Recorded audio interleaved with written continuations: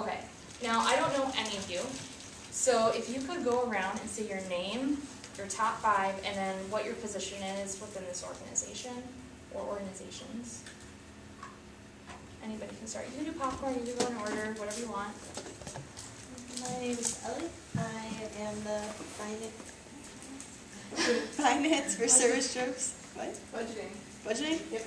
Budgeting. That's the official title for it. Budget coordinator. I have context, developer, analytical, achiever, and focus. Okay. Yvonne. I am the service trips account liaison. And my top 5 are content, connectedness, arranger, developer, and belief. Okay. Connectedness and belief, very rare. Very rare to have together. I saw that, I was kind of excited. Okay. I'm Chelsea, and my top 5 are belief, discipline, responsibility, maximizer, and intellection. Maximizer is my 34. I'm in an office full of maximizers. Great talent to have. I do not know that. Yes. I'm Ashley.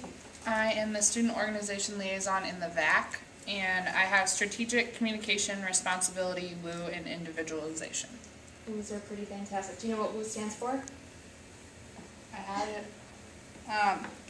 Yeah, I like to meet new people a lot. Yep. WOO is actually an acronym. It's winning others over. So if you go into a room full of people you don't know, how do you feel? I get really excited. Most WOOs will say that. Yep. WOOs have a bad rap within Strengths Quest, or not technically within Strengths Quest. Their barrier label is what we call it. When you go into a room and you meet everybody, some people might call you a schmoozer. Communication, some people call them chatty Cathys. So each one has a barrier label, but WOOs specifically get a bad rap. But you guys are awesome. Don't think differently about it. I'm a WOO as well. Yeah. WOOs, here's the thing, and we'll get into this in a minute, is that WOO is underneath influencing. So there's 4 different domains of leadership within Strengths Quest. They break up all 34 of the strengths.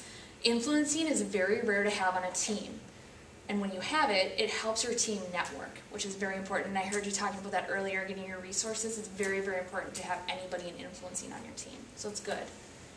All right, I'm Carly. I'm the student director of service trips. Okay. Top 5 is adaptability, positivity, strategic, developer, and empathy. Very cool. I like adaptabilities. They're fun to work with. Yep. Yeah. Michaela, I am the student director. I have developer, includer, empathy, positivity, restored. And you had mentioned earlier that you didn't really get developer. Yeah. When you read it, how do you feel about it? I don't know.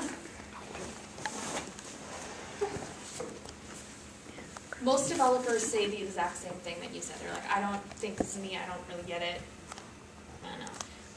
When you're working on a team, whether it's in class, family, whatever it is, do you usually carry out hope for some people that other people give up on?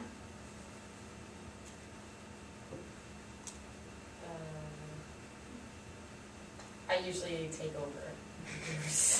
You usually take over, okay. I don't. I try to, I guess. I don't know. Does it? Okay. Yeah. Here's more or less what I'm thinking of. Like, we have a really bad pool rat back home. He's really bad, and he was basically going to be kicked out for the summer. And I would like try to talk to him one-on-one and be like, "Listen, you're on your 3rd strike. You're about to be done for the summer. Just hoping that if you saw." And I would try to give him like praise for when he was good. Even the smallest thing? Yeah. Have you Like, done well, that? thank you for doing that. Right. So that he knew that, oh, they don't just see me as some bad kid. Have you done that with anybody else besides that person? Yes. Yes, that's developer. Because really that's what developer is you're able to go to somebody. Most people probably give up on that person. Developers have a very strong instinct for going to someone that they see even the smallest potential and trying to pull it out of them, even when other people think that hope is lost. It's very important to have on a team, especially a young team or a team where there might be a lot of controversy or a lot of difficulty. Developers don't always understand that talent that they have, but like for me, I don't have developer anywhere in my top 10. And it would be really hard for me to go back to a student that was struggling that much, like on the verge of getting expelled or kicked out of school. I probably wouldn't have taken the time to do that. You probably would. And that's talent. You have the patience to be able to do that. Does that make more sense? Yeah. Okay. Does anybody have any questions about their talents, their strengths? Because this is what I want you guys to use me for. If you have questions about them, if you want to know about theme leading, anything, go ahead and ask me. Okay?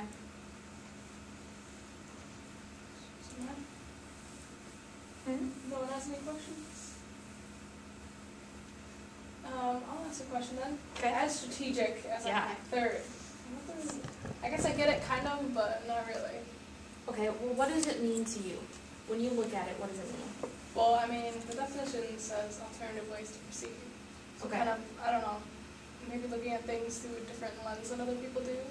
That's how I took it, but Does anybody else have strategic in here? How do you view strategic?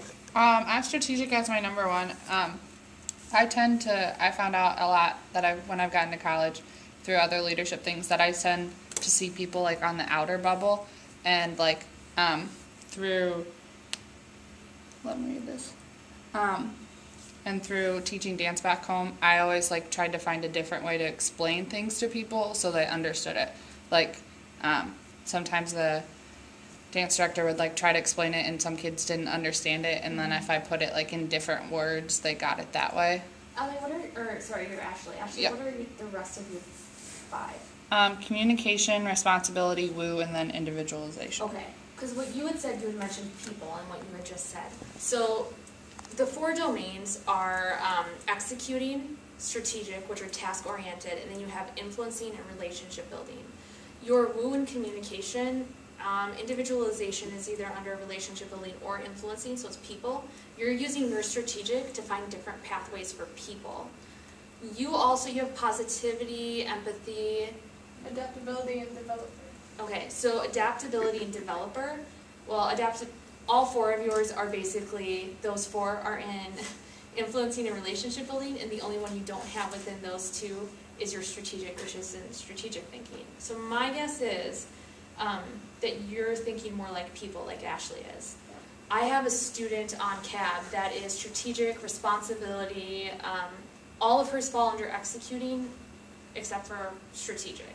So she's got 4 in executing and 1 in strategic, and all it is task-oriented. She makes lists, she looks for different ways to accomplish tasks, that's all it is.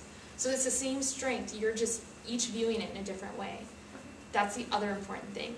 Nobody looks at the same strength in the same way. You each come from a different background, you each have different lenses. I have an older brother, I come from a lower income family, like all of that plays into how I view things and how I use my strengths. It's going to be different for everybody, okay? Does that make sense? Yep. Okay, good question, yes. Can you explain context? Because the way I see it, I don't know if that's the right way to explain that. No right or wrong way. Tell me what you think about context. Well, I guess I don't understand the whole researching its history part, because for me, I know that a lot of what I do is off of what has happened in my life. That's Because- context. Okay, because it says researching history, but like I don't research my past, I just live my past. Right. What's your major? Education. What specifically in education? Elementary, but on math all levels. Oh, very cool. Well, I'm surprised by math one, so it's good. It's not a bad thing. I'm context. It's my number 1. I was a history major. Most people with context or history majors, you're the second person I've come across that is not a history major with context, and this is good because I usually social studies endorsed. There you go. I have a really bad habit of generalizing context because of how much I love it, and because of what I know it to be.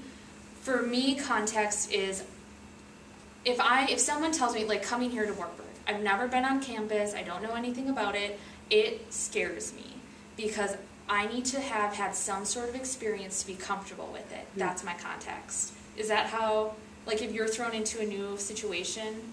It depends. Okay. See, and that's our difference in context. I also am obsessed with history. Because I don't think you can know where you're going unless you know where you've been. And that statement is very true for me. Okay. That's my number 1 context, and I'm the history major. Yeah, that's in some way or form, people with context either like history or can identify with history, much more than other people. Does anybody have futuristic? No. Context. If you ever find somebody with a futuristic, partner up with them. They're a good balance to your context. Futuristics have a very hard time of thinking in the past unless they have context and futuristic, which is, I've only seen that once. But futuristics are able to look out at different options and different things that might happen, and sometimes context has a hard time of doing that. But don't futuristic kind of make context a little angry? That depends. That depends. It depends on their other 5 and also their attitude and their behavior. If you come across a futuristic that's very stubborn and says you don't need the past, it's okay. Like I see a lot of quotes on Facebook about that, and it kind of irks me. But if you find someone that knows they're futuristic and they understand what it is that they're doing and what it is that you're doing, it's just 2 different ways of looking at things. But you can come across people that haven't taken Strengths Quest, and you can instantly tell they're futuristic by how they talk to you. If you're sitting in a strategic meeting and you're at a table and someone says, well, we should really focus on the outlook for 2016, enrollment for Warburg, they're probably futuristic because they're thinking that far ahead. And Kelly, the girl who had to leave, she's futuristic as her number 4. Okay, so talk to Kelly and ask her, like, That would what be does Kelly. futuristic mean to you? You said you could see it in Kelly? Yeah. Yeah? How She's can my you see roommate. it? How do you see futuristic in her? Kelly doesn't like to think a lot about, like, she likes to move on from things. Like, once it happens, it's happened. And it's just true gone. context, it might be frustrating. But that's the learning curve. That's the differences that you can, that's what makes your team good. Is that she might not want to move on, but as a context you can say, but what about when this happened? Like if you have an event or service, you do service learning projects, right? If you have a service learning project that didn't go well last time, a context a lot of times will be like, well, look what happened last time. We ran out of food. We need to order more of that. The place wasn't right. We need to make sure we have this person on board. So it's really, that would be a good partnership, is that futuristic in context.